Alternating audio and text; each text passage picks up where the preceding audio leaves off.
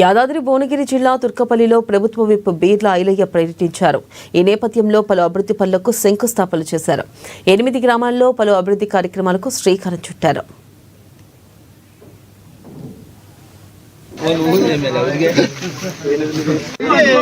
ఈరోజు తుర్కపల్లిలోని పలు అభివృద్ధి కార్యక్రమాలకు శంకుస్థాపన చేస్తూ ఇలా పిల్లనాయక్ తండా సిడిపి నుంచి మా ఎస్టీ సోదరులకు కమిటీలు ఇవ్వాలని చెప్పి గతంలో మాటిచ్చి ఇలా దానికి నిధులు కూడా మంజూరు చేసి ఫౌండేషన్ చేయడం జరిగింది.